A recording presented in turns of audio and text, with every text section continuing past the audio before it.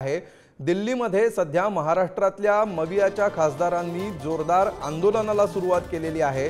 अर्थसंकल्पात महाराष्ट्राची झोळी रिकामीच राहिलेली आहे आणि ज्या प्रकारे बिहार आणि आंध्र प्रदेशच्या झोळीमध्ये भरभरून दान या अर्थसंकल्पामध्ये टाकण्यात आलेले आहेत, मोठ्या घोषणा करण्यात आलेल्या आहेत, कोट्यवधींच्या तरतुदी करण्यात आलेल्या आहेत, त्या तुलनेमध्ये महाराष्ट्राच्या वाट्याला मात्र फारसं काही याच्यामध्ये आलेलं नाही असा दावा करत हे सगळे आपण दृश्यांमध्ये बघतो आहोत। महाराष्ट्रातले मवियाचे खासदार संसद भवनाबाहेर आलेले आहेत आणि त्यांनी आंदोलन छेडलेलं आहे। जरी हा राजकीय मुद्दा अर्थसंकल्पाशी संबंधित असला तरी सुद्धा त्याच्यामध्ये राजकारण जितका आहे तितकाच आर्थिक बाबी आणि इथल्या तरतुदी अर्थसंकल्पातल्या घोषणा या अँगलनी देखील यांचा विचार करणं आवश्यक आहे।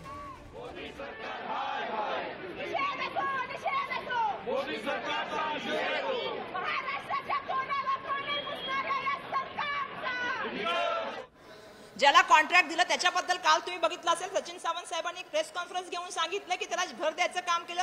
हे बघा, आम्ही कालच एक सांगितलेलं आहे की आता नवीन योजना आलेली आहे, लाडकी बहीण आणि लाडका भाऊ तो येणाऱ्या काळात येणार आहे, पण लाडका मित्र सगळे कॉन्ट्रॅक्ट आणि सगळ्या ज्या गोष्टी आहेत म्हणजे महालक्ष्मीचं मित्राला, महालक्ष्मी रेस्कोस मित्राला, मदर डेअरी मित्राला, त्या ठिकाणी जकात नाके, त्या ठिकाणचे असलेले डम्पिंग ग्राउंड, त्या ठिकाणचे असलेल्या मिठागरे मित्रांना, MSRDCच्या जमिनी मित्रांना, त्यामुळे लाडका मित्र ही नवीन योजना आलेली आहे। रस्त्याचे कॉन्ट्रॅक्ट मित्रांना, त्या ठिकाणी तुम्हाला माहिती आहे की दत्तक वस्त्यांचे कॉन्ट्रॅक्ट सुद्धा मित्रांना, त्यामुळे एक लाडका मित्र ज्या तऱ्हेने आम्ही महाराष्ट्रामध्ये बघतो, आज सुद्धा आम्ही बघितलं की आपल्या मित्रांना खुश करण्यासाठी केंद्रीय बजेट देण्याचं काम झालेलं आहे आणि ही दुर्दैवाची गोष्ट आहे। त्यामुळे महाराष्ट्रातली जनता याला माफ करा। लाडक्या मित्रासाठी चाललंय असं तुम्हाला म्हणायचं तर कशा प्रकारे महाराष्ट्रातले खासदार आक्रमक झालेत आपण बघतो आहोत। आपल्याबरोबर काँग्रेसच्या प्रवक्त्या हेमलता पाटील सुद्धा या चर्चेमध्ये सहभागी झालेल्या आहेत। हेमलताजी, स्वागत तुमचं पुढारी न्यूजवर।